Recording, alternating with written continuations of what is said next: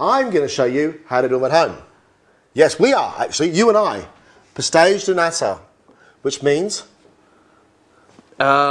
Portuguese custard tart. Yeah, but the nata's milk. Yeah. But we're sort of adjusting the recipe a little bit and using cream. But what I have got is I've got a muffin tin, so quite easy to make, some puff pastry, cream, sugar, corn flour, and eggs. Let's just start off with the actual cooking of the tart case. Right. Conventional puff pastry, buy it rolled out, don't even think about making it, it's not worth it.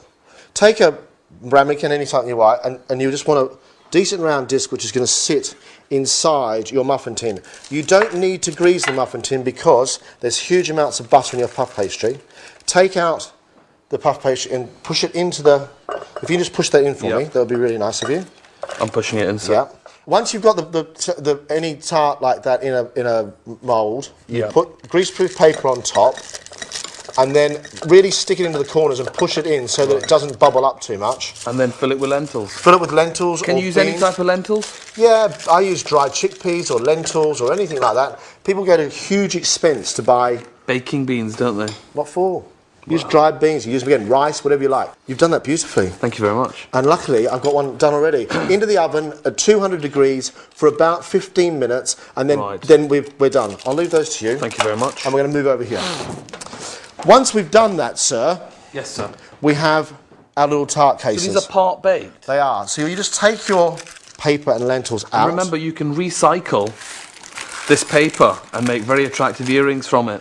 Now the filling is quite simple because it really is sugar, eggs, corn flour and the cream or the milk. It's just a custard. It is a custard, but there's a method in the way it's been made. Okay. Could you do me a favour? Could you separate those eggs? Okay. All I want is the egg yolks. Okay. Now this is a dish which is of course born out of the port industry because when they made port they had to find a way what's called finning or clarifying the port, and to do that they used huge amounts of egg white.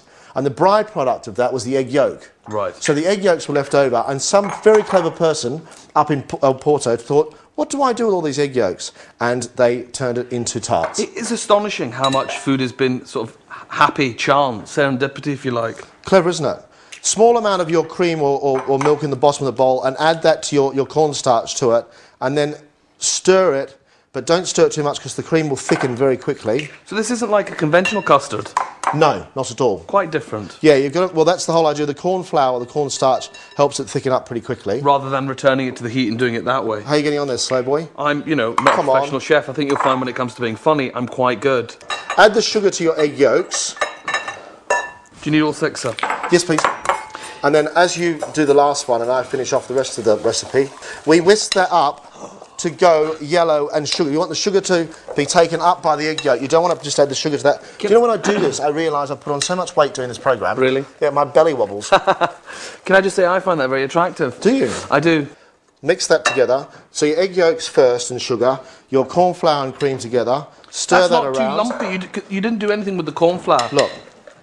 No lumps in that, young sir. Look at that. There you go. It's a lovely colour, that, isn't it? Lovely yellow custard. And then they simply get ladled into our tart case. It doesn't matter if it overflows a bit, it's fine.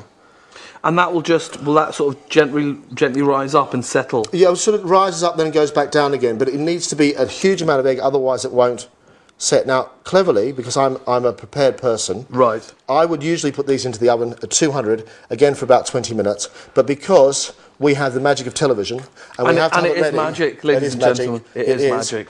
I have, behind you over there, made some tarts for you. There are some John's made earlier. Isn't that incredible? John, you're great. I know. Sir, look at that. Oh, with coffee. Let them cool down. With coffee, with friends. Let them cool down for about 10 or 15 minutes. Yeah. And if you want to dust them with icing sugar, fine, but I think they're sweet enough.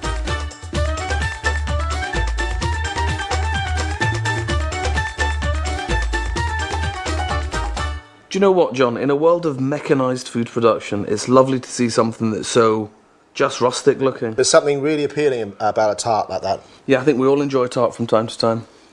Cheers, sir. Cheers. Mmm. Very good.